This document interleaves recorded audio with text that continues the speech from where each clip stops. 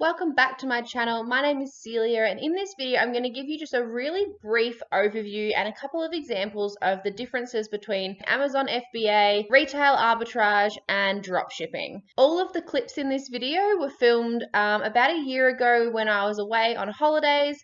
And it's something that I shared to my Instagram page, and it got a really good response. A lot of conversation started and a lot of people asking questions. So the reason that I'm posting it up on YouTube is my next video that I'm coming out with is talking about my dropshipping business that I started and sort of where I went to with that.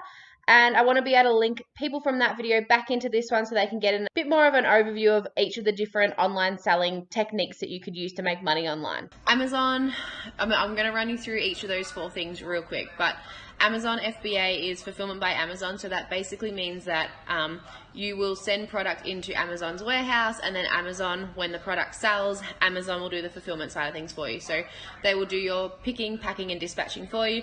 All you're required to do is drive traffic to that listing, so like the product sells. That's a very general overview of Amazon FBA, but I'll also give you a bit of examples so it like makes more sense. Okay, so an example would be, say you've found a phone case and you need to be kind of more specific. So a phone case that has like a photo of a golden retriever on it. So you might buy 100 of those phone cases that have golden retrievers on them and send them into Amazon. Your listing's already created and now it's sitting in the warehouse.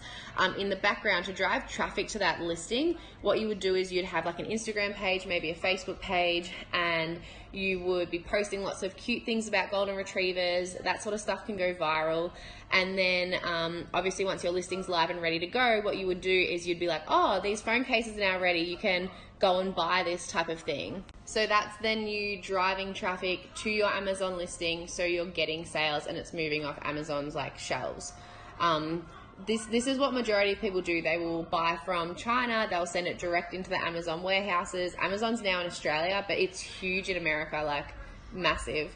I don't know, if you're interested, you should look at like the Amazon warehouses. They literally have robots doing everything, like picking and packing, and yeah, not everything, but like majority of the stuff. It's really interesting. But that's basically Amazon FBA, is that you create a listing and then you ship stuff into Amazon, and Amazon does the fulfillment side of things for you.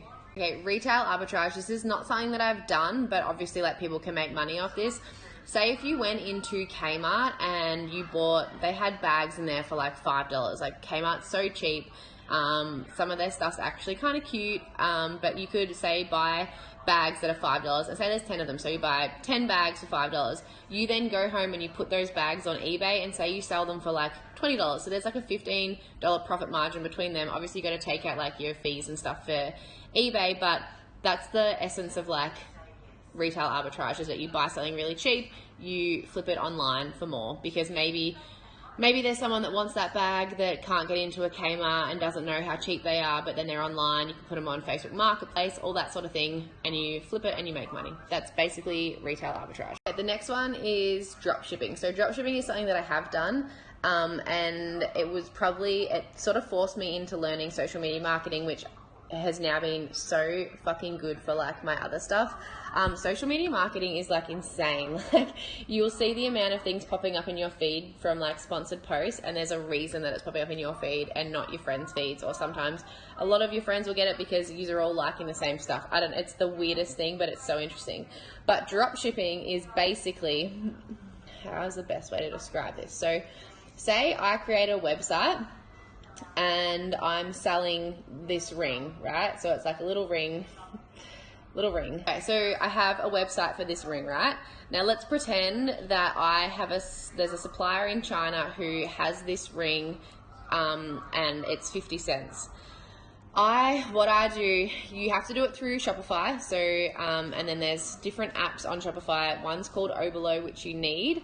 And basically what that does is it links your Chinese supplier to your website. So basically, if you went onto my website and you purchased this ring, it might cost me 50 cents from my supplier. This ring obviously wasn't 50 cents, but for the example, let's just pretend my supplier has this ring for 50 cents. I have it on my website for $15, right? You come to my website, you buy this with a click of one button. Once you've placed your order, all of a sudden all the details are sent to the Chinese supplier, and then they do the dispatch and they send it to you. So you've probably bought from dropshipping before, but you'll see like the things pop up in your feed that are really cheap, or they'll do like jewelry and it's like, don't pay for the item, just pay for shipping. Like that's all dropshipping type of thing.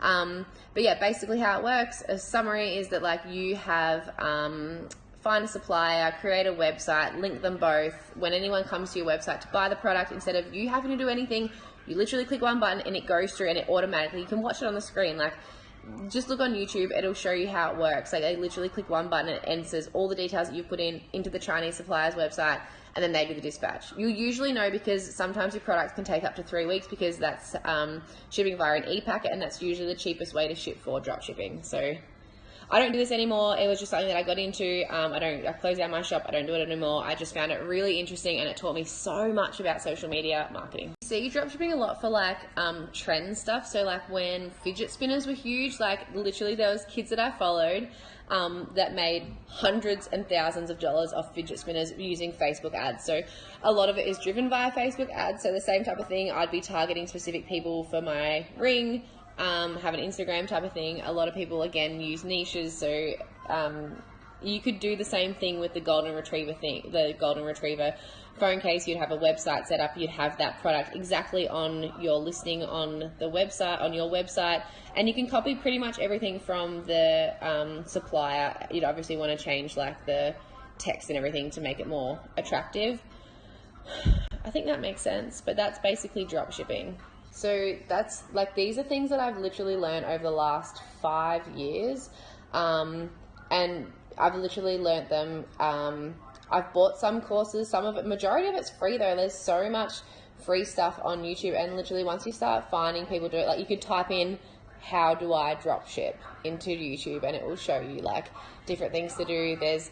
Obviously, there is a lot of people out there that like do it and make a substantial amount of money, and then they offer courses. So they make a lot of money off courses and stuff too. But again, they've had to be able to get there some way and proving that they do it. So yeah, it's definitely something to do. And if you're wanting to earn a couple of extra $100 or $1,000, I don't know, whatever you want to do, however much you want to get invested into it, you can do it. There are different options out there. So I hope this helped anyone that's like kind of thinking about wanting to do something different. Thanks for watching my YouTube video. If you do have any questions, please leave them in the comments section below.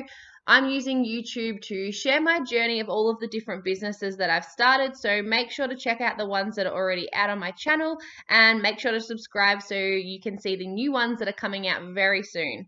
Thanks again. See you in the next video.